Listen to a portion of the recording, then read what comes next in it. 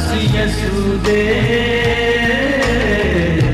असिंह गवा यसुदे। सभी को जय मसीह की स्वागत है आपका प्रोग्राम गवाह यीशु में। जैसा कि बाइबल में लिखा है मेरे मन यहोवा को धन्य कह और उसके किसी उपकार को ना भूलना, वही तो तेरे सारे अधर्म को क्षमा करता हो और तेरे सारे रोगों को चंगा करता है। तो हम आज आपको परमेश्वर की एक ऐसी गवाह के साथ मिलाएंगे जिनके जीवन में परमेश्वर ने अद्भुत काम किया। तो हम मिलेंगे सिस्टर पलविंदर कौर जी के साथ। जय मसीह की सिस्टर जी। जय मसीह की ब्रदर। सिस्टर जी स्वागत है आपका प्रोग्राम गवाह यीशु में। Thank you brother. सिस्टर जी हम चाहते हैं कि आप दर्शकों को थोड़ा अपने बारे में बताएं कि आपका पूरा नाम क्या है और आप क्या करते हैं। मेरी तरफ से सभी को जय मसीह की। मैं परमेश्वर का बहुत बहुत धन्यवाद करती हूँ कि आज मुझे मौका मिला अपनी गवाही शेयर करने के लिए। और मेरा नाम पलविंदर कौर है और मैं जट सिख परिवार से हूँ और मैं परमेश्वर के बारे में कुछ नहीं जानती थी, लेकिन परमेश्वर ने अपना वचन मेरे पास भेजा और मैंने परमेश्वर को जाना और मेरे जीवन में चेंज आया। तो सिस्टर जी हम जानना चाहते हैं कि प्रभु यीशु मसीह को जब आपने नहीं जाना था तब आपकी लाइफ कैसी थी। मैं परमेश्वर को जानती नहीं थी तो मैं बहुत गुम सी हुई थी इस दुनिया में। मुझे दूसरों की वैलिडेशन चाहिए होती थी। मैं हमेशा सोचती थी कि दूसरों का ओपिनियन मेरे लिए ज़्यादा मैटर करता है और मैं किसी की भी बात को दिल पर बहुत जल्दी लगा लेती थी। और जैसे मैं परमेश्वर को नहीं जानती थी, मैं अलग अलग जगहों पर जाके माथे टेकती थी। इवन मेरे घर में एक जगह बना कर रखी हुई थी हमने, तो हम उस जगह को ही पूजते थे। और परमेश्वर को ना जानने की वजह से एक कमी थी मेरी जिंदगी में। मेरे दिल में एक जैसे खाली जगह थी। मैं नहीं जानती थी कि वो परमेश्वर के लिए है वो जगह। तो सिस्टर जी हम जानना चाहते हैं फिर प्रभु यीशु मसीह के बारे में आपको कैसे पता चला। तो ब्रदर मतलब परमेश्वर को जानने से पहले मैं काफ़ी एक इंटेलिजेंट स्टूडेंट थी। स्कूल में भी मैं हमेशा टॉपर रही।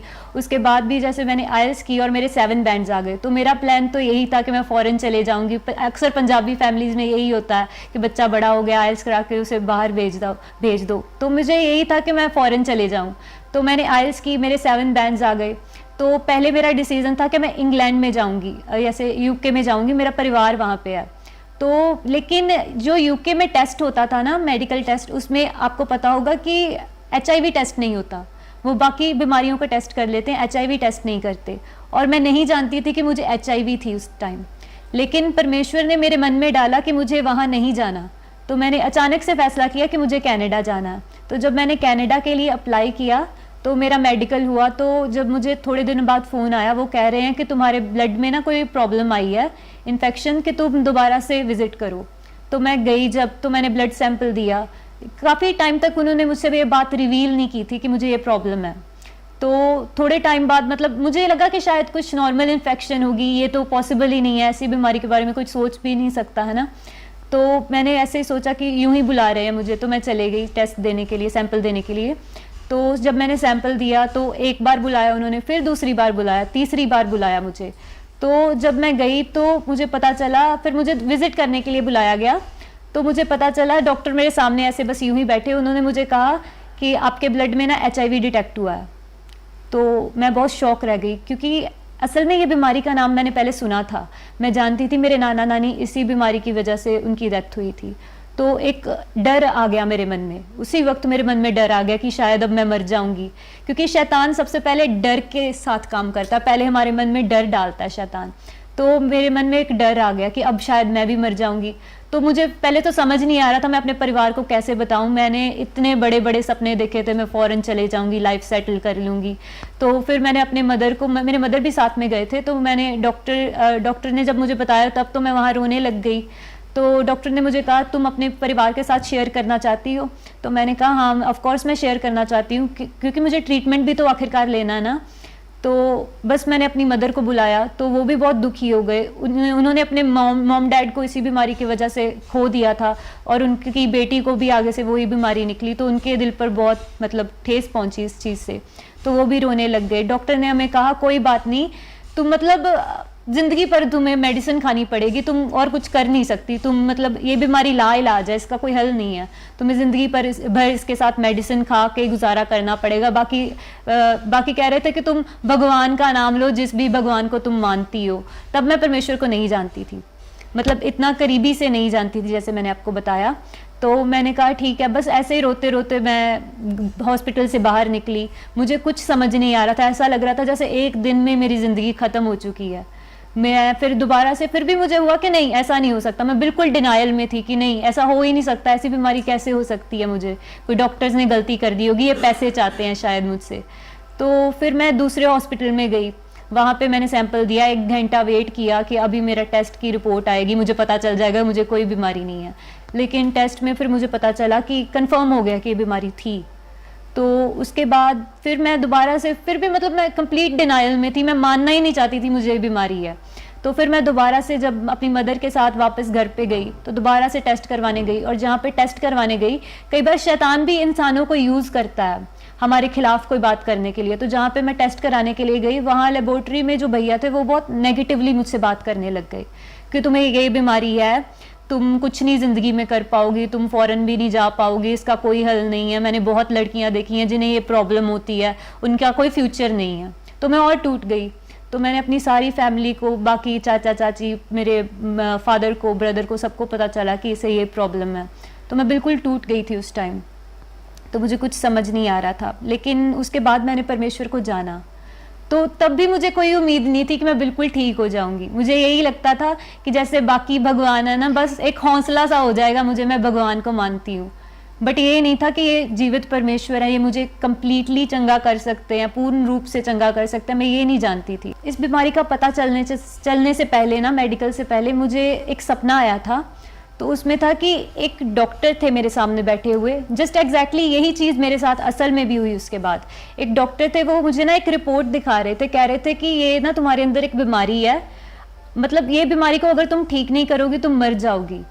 मतलब तब भी मुझे एक फीलिंग सी आ गई थी कि शायद कुछ तो गड़बड़ है। तो मैंने अपने परिवार के साथ भी शेयर किया कि मुझे ऐसा सपना आया था।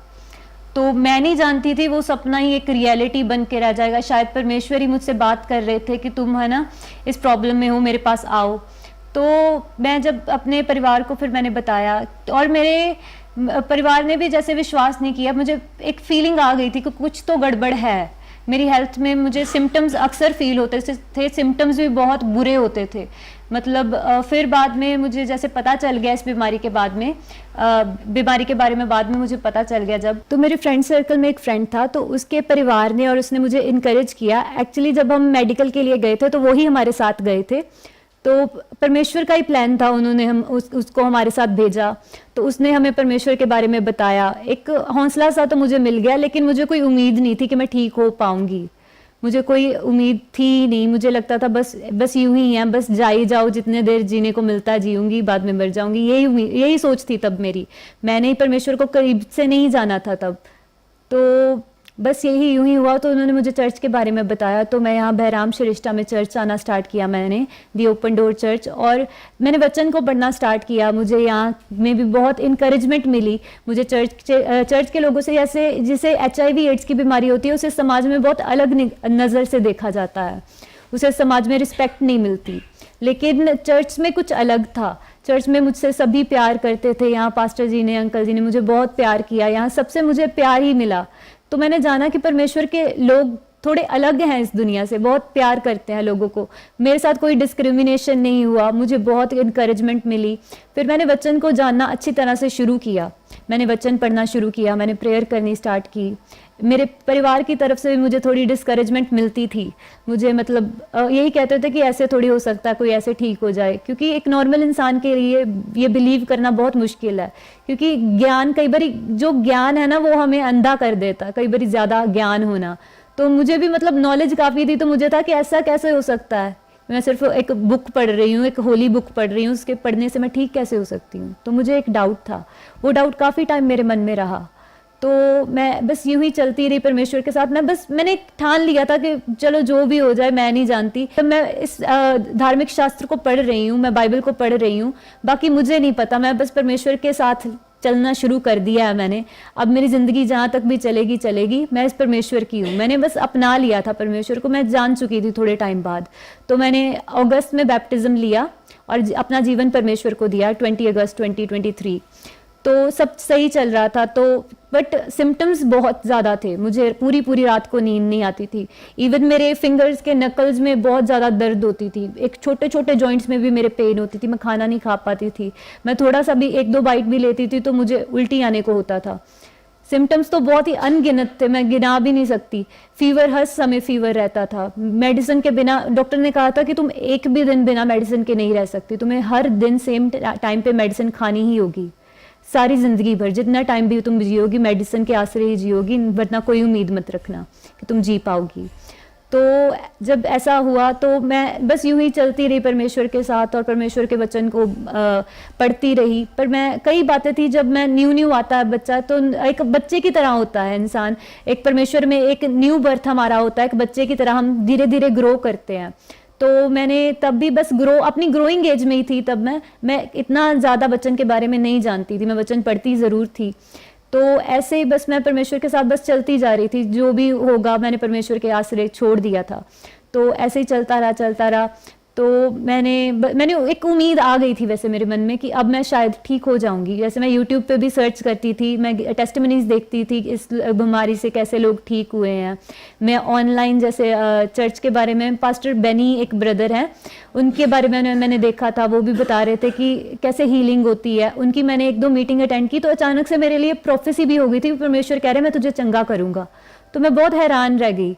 तो उनकी मदर ने भी मुझे बहुत इनकरेज किया कि जैसे इस बीमारी से लोग ठीक होते हैं, जैसे परमेश्वर की नज़र में कोई भी लाइलाज बीमारी नहीं है, क्योंकि परमेश्वर ने हमें अपने वचन से चंगा करना है, हमें अनॉइंटिंग से चंगा करना है, उसके लिए मतलब कुछ भी लाइलाज नहीं है। तो काफ़ी प्रॉब्लम होती थी, मैं 2-4 कदम चलकर बस थक जाती थी, मुझे सांस चढ़ जाती थी, मेरा परिवार हमेशा स्ट्रेस में रहता था कि इसका क्या होगा अब। तो ऐसे ही चलता रहा, मैं दिन ब दिन बस वीक होती जा रही थी। एक टाइम आया मैंने बिल्कुल खाना छोड़ दिया। तो थोड़ा टाइम ऐसे चलता रहा, मुझे एक उम्मीद तो आ गई थी। लेकिन दोबारा से जब मैंने टेस्ट करवाने के लिए गई तो मुझे पता चला HIV तो मुझे थी। तो डॉक्टर मुझे कह रहे हैं कि तुम्हारी बीमारी बहुत ज़्यादा इंक्रीज़ हो गई है सितंबर में। तो उन्होंने मुझे कहा तुम्हें फुल ब्लोन एड्स है, फुल ब्लोन एड्स मतलब पूरी एड्स हो चुकी है, तुम्हारा लास्ट स्टेज चल रहा है इस बीमारी का। तो तब मुझे बहुत दुख हुआ कि मैं परमेश्वर में भी आ गई हूँ, परमेश्वर मुझे हील करने के बजाय मैं और ज़्यादा, मेरा दुख और ज़्यादा बढ़ गया है। तो वो चीज़ मेरे लिए काफ़ी शॉकिंग थी। मैंने अंकल जी को फ़ोन किया, पास्टर जी हमारे चर्च के गुरचरण जी, उनको फ़ोन किया और उनको भी मैंने बताया कि मैंने कहा मेरी प्रॉब्लम तो और ज़्यादा बढ़ गई है, तो मैं क्या करूं। पास्टर बेनी भैया हैं वो, तो उन्होंने मेरे साथ बात की, कहते कि बीमारी मतलब तुम इस चीज़ को एक्सेप्ट मत करो ना। तो मैं मतलब मुझे समझ नहीं आ रहा था कि रिपोर्ट्स मेरे सामने, ये सभी मुझे कही जा रहे हैं कि तुम ठीक हो गई हो, तुम ठीक हो जाओगी। तो वो मेरे लिए काफ़ी कंफ्यूजिंग था। तो थोड़े टाइम बाद मुझे समझ आया कि हमें परमेश्वर के वचन पे मनन करना होता है, क्योंकि वचन के द्वारा हमें परमेश्वर चंगा करते हैं। तो मैंने वचन पे मनन करना स्टार्ट किया। कुछ भी सिम्टम आए मेरे शरीर में, कई सिम्टम्स आते थे, मैंने मतलब उन सिम्टम्स को इग्नोर करना शुरू किया। जैसे कि याकूब की किताब में जेम्स 4:7 में लिखा है, submit to him and resist the devil and he will flee. अगर हम शैतान को रेजिस्ट करेंगे, उस शैतान का सामना करेंगे, तो परमेश्वर का वचन कहता है कि शैतान को हमसे भागना ही पड़ेगा, परमेश्वर का वचन कहता है। तो मैंने बस ऐसा ही करना शुरू किया। मैंने सोचा कि अब मैं इस शैतान से फाइट करूंगी, चाहे जो भी हो जाए, कि मैं इसे हरा कर ही रहूंगी। तो मैंने वचन पे मनन करना स्टार्ट किया, वचन में और ज़्यादा बढ़ने लगी। मैं प्रभु को और ज़्यादा जानने लगी। मैं इतना जान चुकी थी बस अब परमेश्वर मुझे हील करेंगे, क्योंकि चंगियाई तो ऑलरेडी हमारी है, परमेश्वर ने ऑलरेडी हमारे लिए कोड़े खा लिए हैं, और जो चीज़ है ही मेरी वो मैं शैतान को कैसे लेने दे सकती हूँ। तो मैंने ये चीज़ जान ली कि चंगियाई मेरी है, हम ऑलरेडी चंगे हैं, हमें बस शैतान को रोकना है। हम पे अटैक करने से, वो कई तरह से अटैक करता है। वो सोचों में, हमारे थॉट्स में हमें गलत थॉट्स देगा कि तुम चंगी नहीं हुई हो, या कुछ भी, हमें फीवर हो सकता है, कुछ भी हो सकता है, पर हमें उस चीज़ को एक्सेप्ट नहीं करना। तो मैं बस इसी रास्ते चलती रही। मैंने कहा कि मैं एक्सेप्ट नहीं करूँगी कि मुझे कोई प्रॉब्लम है, क्योंकि परमेश्वर के कोड़े खाने से मैं चंगी हो चुकी हूँ। तो बस मैं इसी चीज़ पे मनन करती रही। तो मैंने सितंबर में मुझे बताया गया था कि तुम्हें फुल ब्लोन एड्स है, लेकिन बाद में मैंने फैसला किया कि जैसे परमेश्वर के वचन पे दृढ़ रहने का और चर्च में आते रहने का और परमेश्वर के वचन पे चलते रहने का। तो मैंने फिर नवंबर में विश्वास के साथ रिपोर्ट करवाई और रिपोर्ट में कोई प्रॉब्लम नहीं आई। रिपोर्ट मेरी बिल्कुल नॉर्मल आई, मतलब विश्वास के साथ वचन पे बस मैं मनन करती रही, और धीरे धीरे मेरे सिम्टम्स जाने शुरू हो गए, एक एक करके सिम्टम्स। पहले बहुत ज़्यादा, जैसे मैं वचन में शुरू में परमेश्वर में आई थी तो सिम्टम्स बहुत ज़्यादा बढ़ गए थे, लेकिन धीरे धीरे जब मैं दृढ़ रही, जैसे वचन कहता है शैतान को हमसे भागना ही पड़ता है, तो वो धीरे धीरे कर जाने लगे। वो ऑल ऑफ द सडन नहीं हुआ, लेकिन मैं परमेश्वर पे भरोसा रखे रहा। मैंने परमेश्वर पे भरोसा नहीं हटाया, क्योंकि मैं जान चुकी थी कि चिंगाई है ही जब मेरी, तो शैतान कैसे ये छीन सकता है। तो मैं बस ऐसे ही वचन पे लगी रही, मुझे खुद भी पता नहीं चला कि धीरे धीरे कैसे सिम्टम्स मेरे जाने लग गए। और मैंने दोबारा से बाद में भी कई डिस्करेजमेंट्स आई, जैसे 1-2 बार मैं खाना खाने लगी, जैसे पहले मुझे नौजिया होता था 1-2 बार वैसे ही हुआ, लेकिन मैं शैतान को डांटा कि नहीं, तुम मेरी ज़िंदगी में दोबारा से एंटर नहीं कर सकते, कि मैं तुम्हें अलाउ नहीं करती कि तुम मेरी ज़िंदगी में एंटर करो। मैं परमेश्वर का वचन बोलती रही, मुँह से लगातार अंगीकार करती रही। तो वो सिम्टम भी बस उस दिन के बाद वो सिम्टम कभी वापस नहीं आया, वो नौजिया कभी आज तक वापस नहीं आया। मैं बिल्कुल नॉर्मल खाना खाती हूँ, बिल्कुल नॉर्मल रहती हूँ। उसके बाद धीरे धीरे मैंने, जैसे फैमिली से भी डिस्करेजमेंट मिली, वो कह रहे थे कि मे बी तुम जहाँ से टेस्ट कराती हो वो क्रिश्चियन लेबोरेटरी होगी, तुम वहाँ से टेस्ट कराती हो और क्रिश्चियंस हैं वो तुम्हें रिपोर्ट्स ऐसी निकाल कर दे देते कि तुम ठीक हो गई हो। तो मुझे उस चीज़ का भी काफ़ी हर्ट हुआ कि तुम, वैसे जैसे मेरे परिवार कह रहा था कि तुम लेबोरेटरी भी क्रिश्चियंस की खुद की लेबोरेटरी होगी जो तुम्हें ऐसा कह रहे हैं। तो बाद में भी मैंने टेस्ट करवाए और बाद में सही आए। कई डिस्करेजमेंट उसके बीच में भी आई, मुझे हमेशा कई लोगों से नेगेटिव बातें सुनने को मिलती थी कि नहीं ऐसा नहीं हो सकता, कि कोई ठीक ही नहीं हो सकता। इवन हॉस्पिटल से लोग मुझे कहते थे कि हमें 17 साल हो गए इस कुर्सी पे बैठे हुए, कोई इस बीमारी से ठीक नहीं होता, कि तुम कैसी बातें कर रही हो। कई लोग आते हैं हमारे साथ, हम पहाड़ों पे होकर आए हैं, ऐसे उस बाबे के पास गए, ऐसे बाबे के पास गए, कि कोई ठीक नहीं होता, इस बीमारी के साथ ही सब मरते हैं। पर मैंने ठान लिया था कि नहीं, अभी मैं परमेश्वर के वचन पे चल रही हूँ, तो और परमेश्वर पर भरोसा किया है अगर मैंने, तो मेरा भरोसा बस परमेश्वर पे रहेगा। चाहे जो कोई भी कुछ भी कहे, मैं परमेश्वर से पीछे नहीं हटूंगी। मैंने फैसला कर लिया था कि मैं अपना जीवन बस परमेश्वर को दे चुकी हूँ। मैं जो भी हूँ, मैं अपने आप में एक मरी हुई इंसान, जैसे पौलुस कहता है कि मैं अपने आप के लिए मरा हुआ हूँ, मैं परमेश्वर के कामों के लिए बस जिंदा हूँ, मैं परमेश्वर के कामों के लिए जीऊँगा। तो मैंने बस फैसला कर लिया था कि मुझे जो भी करना बस परमेश्वर के लिए करना, मेरा जीवन ही परमेश्वर का है। मुझे कोई फ़र्क नहीं पड़ता कि मेरा पहले की लाइफ क्या थी या कुछ मेरे क्या प्लान्स थे।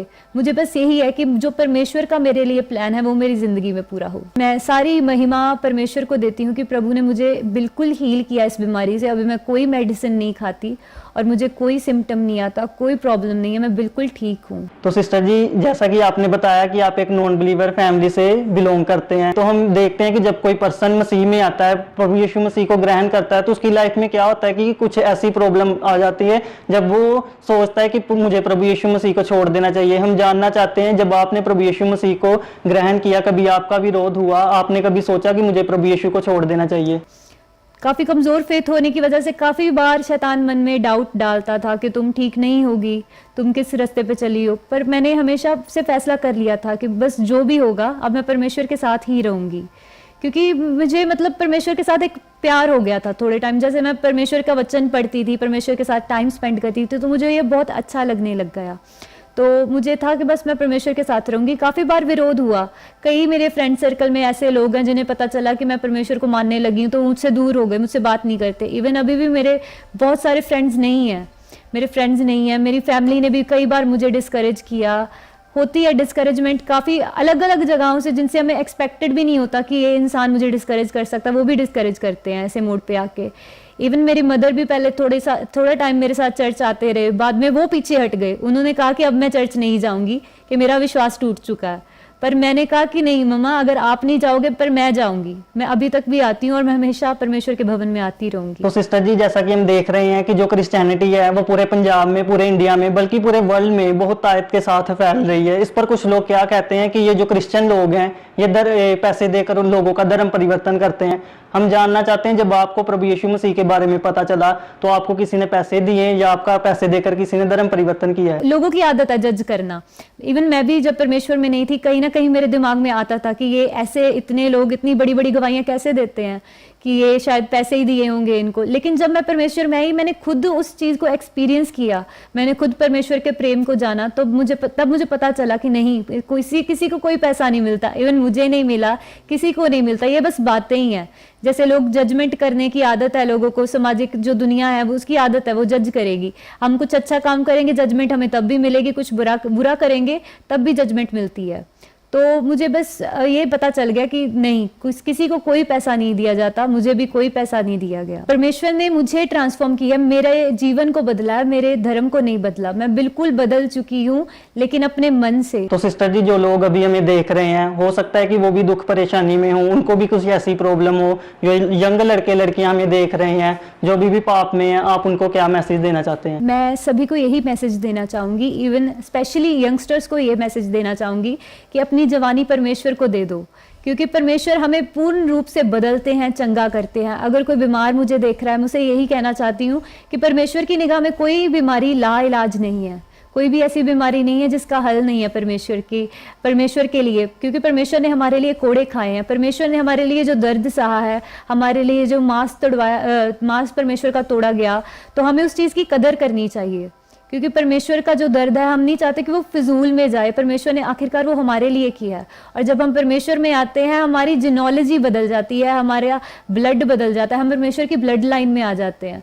तो एक हिसाब से हम ब्लड लाइन की, जैसे कहते हैं ना कि किसी के साथ खून का रिश्ता है, तो हमारा परमेश्वर के साथ एक खून का रिश्ता बन जाता है, और परमेश्वर हमसे बहुत प्यार करते हैं। मैं सभी को यही कहना चाहूँगी कि अगर परमेश्वर हमसे प्यार करते हैं तो हमारा भी फ़र्ज़ है कि हम परमेश्वर से पूरे दिल से प्यार करें और अपना जीवन परमेश्वर को दें। तो सिस्टर जी, हम आपका धन्यवाद करते हैं, पूरी गवाह यीशु की टीम आपका धन्यवाद करती है कि आपने अपना कीमती समय निकाला और अपनी टेस्टिमनी को हमारे साथ शेयर किया। जय मसीह की brother, thank you so much. तो अभी आपने सिस्टर पलविंदर कौर जी की टेस्टिमनी को सुना, तो इन्होंने बताया कि परमेश्वर ने कैसे इनको HIV एड्स से हील किया। सो जैसा कि बाइबल में लिखा है जवान अपनी जवानी के दिनों में अपने परमेश्वर को स्मरण कर।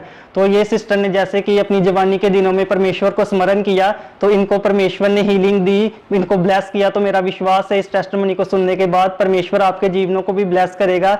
सभी को जय मसीह की। अगर आप परमेश्वर के कामों को आगे बढ़ाने के लिए इस सेवकाई में अपना योगदान देना चाहते हैं, तो आप इस QR कोड को स्कैन करके गूगल पे के द्वारा अपने दान भेज सकते हैं। अगर आप विदेश से अपने दान भेजकर परमेश्वर के कामों को बढ़ाना चाहते हैं, तो आप इस बैंक डिटेल्स का इस्तेमाल करके अपने दान भेज सकते हैं। परमेश्वर आपको आशीष दे। तो मेरे प्रिय भाई बहनों, अभी आपने एक बहुत बड़ी अद्भुत गवाही को सुना। तो मेरा विश्वास है परमेश्वर इस गवाही के द्वारा आपके जीवनों में 100 गुना फलों को लेकर आएगा। आप इस टेस्टिमनी को अपने दोस्तों के साथ, फैमिली मेंबर्स के साथ शेयर जरूर करें, ताकि वो भी जान सके कि परमेश्वर कैसे लोगों के जीवन में काम कर रहा है। मेरा विश्वास है परमेश्वर इस गवाही को सुनने के बाद आपके जीवनों को सेम नहीं रहने देगा। आप हमारे चैनल गवाह यीशु दे को सब्सक्राइब कर लें, ताकि आने वाले दिनों में आप परमेश्वर के और गवाहों के साथ मिल सके। अगर आप भी अपनी टेस्टिमनी हमारे साथ शेयर करना चाहते हैं, तो नीचे आपको एक ईमेल आईडी दिखाई दे रही होगी, आप उस ईमेल पर अपनी डिटेल शेयर कर दें, हम आपके साथ कांटेक्ट जरूर करेंगे। मेरा विश्वास है परमेश्वर आपके जीवनों को सेम नहीं रहने देगा। God bless you all. सभी को जय मसीह की। गवाह यीशु